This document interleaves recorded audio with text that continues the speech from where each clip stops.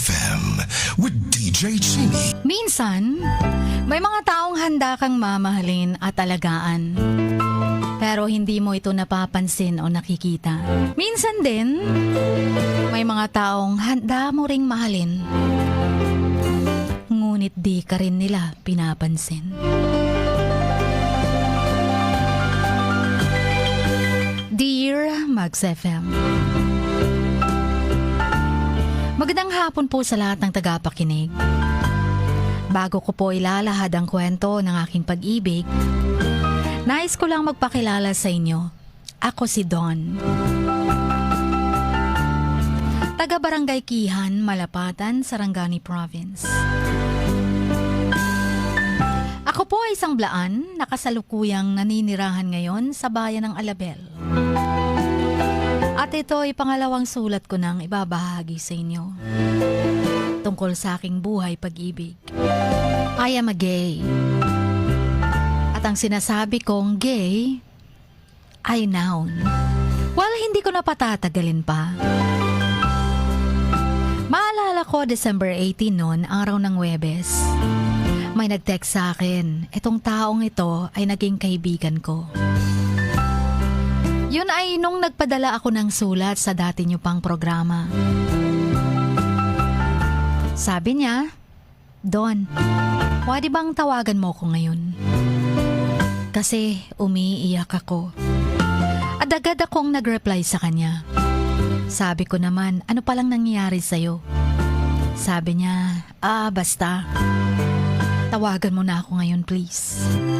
Sa mga panahong yun, only call ako sa aking TM SIM. Agad kong tinawagan si James. Sabi ko, ano palang nangyari sa'yo? Umiiyak siya nun. Sabi niya, broken-hearted ako. Sabi niya pa, iniwan ako ng girlfriend ko. Ang girlfriend niya, Chin, ay taga Baguio City. Nagkakwentuhan kami kung ano-anong nangyari sa kanila ng girlfriend niya. Almost 1 year na daw sila ng girlfriend niya, kaso LDR silang dalawa. Sa mga panahong yon, halos hindi na makapagsalita si James dahil sa kakaiyak. Kaya yun nga, pinayuhan ko siya kung anong dapat niyang gawin.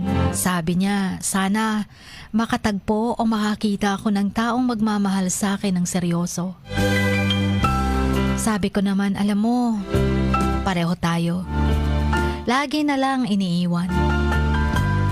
Laging naiiwan. Bakit kaya kung sino pa man yung taong magmamahal ng totoo, ay siyang madalas iniiwan? Sa mga sandaling yon, sa katagalan ng aming pagkakwentuhan sa cellphone, lumipas ang ilang araw ay may biglang sinabi si James sa akin. Sabi niya, masarap daw magmahal ang mga gays. Masarap ba? Sabi ko naman, siguro parang ganun na nga.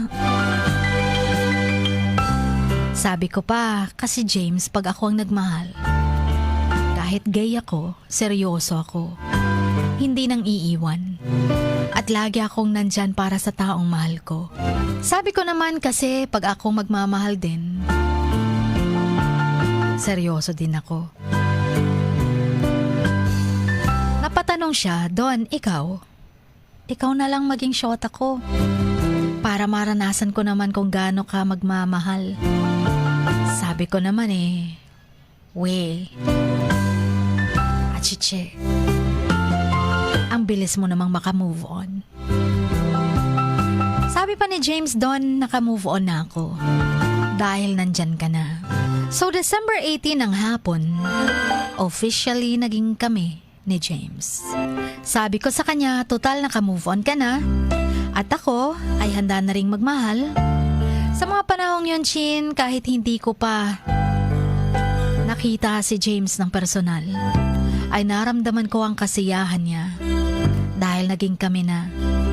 At sa mga panahong yun, panay ang pagsabi niya sa akin ng I love you. At sabi ko pa sa kanya, sana hindi kagaya ng mga past ko. Puro kalokohan lang. Sabi niya pa, wag mo akong igaya sa kanila. Dahil hindi pera ang habol ko sa'yo o anumang bagay, kundi ang pagmamahal mo lang. Yun lang ang habol ko. Kahit na malayo tayo sa isa't isa, sana iparamdam mo sa akin ang pagmamahal mo. Alam mo, Chin, katunayan nga si James ang nagbibigay sa akin ng load para makatawag daw ako sa kanya kasi na-call barring ang cellphone ko noon. Si James lagi ang tumatawag sa akin at kahit na malayo siya, panay ang pangungulit niya sa akin. Si James ay isang lalaking concerned sa taong minamahal niya. Kasi sa tuwing tumatawag siya, lagi niyang pinapaalala na kumain ako sa tamang oras. Kasi ayaw niya akong magkasakit. Hehe. Minsan nga pa, 12 midnight na hindi daw siya makatulog. Dahil iniisip daw niya ako. Ang sarap pala sa pakiramdam na pareho kayong in love ng taong mahal mo. Lagi siyang nagpapasalamat sa akin dahil daw sa pagmamahal ko sa kanya. Sabi pa niya, sana hindi daw ako magbabago. Sabi ko naman, oo love, hindi ako magbabago para sa'yo. Gagawin ko ang lahat para magtagal ang ating relasyon. Hanggang ngayon, kami pa rin ni James. Kahit na minsan lang kaming nagkita. At mahal na mahal ko na siya. At alam kong mahal na mahal niya na din ako. Kasi sabi niya pa, kahit ano daw ako, kahit gay ako, mahal na mahal niya ako. Wala daw siyang pakialam sa mga taong nanghuhusga sa amin. Ang importante daw ay masaya siya sa piling ng taong nagmamahal sa kanya ng totoo. Wala daw siyang pakialam kahit ano ang status ng aking buhay. Sabi pa niya, hindi naman lahat ay nakabase lang sa status ng buhay. Hindi rin daw lahat ng bagay ay makakapagpasaya sa tao. Kundi ang pagmamahal lang. Pagmamahal na may tiwala sa isa't isa. Pero ang problema, Chin, malaki ang agwat ng edad namin. Si James ay napakabata pa para sa akin. Kaya ang tanong ko lang, tama ba itong ginagawa ko? Ang makipagrelasyon at magmahal ako ng bata pa sa akin. Sana'y mapayuhan niyo ako. Hanggang dito na lamang. More power to your station. And please play the song, Ikaw, by Yang Constantino. Ang inyong kamaks, Don.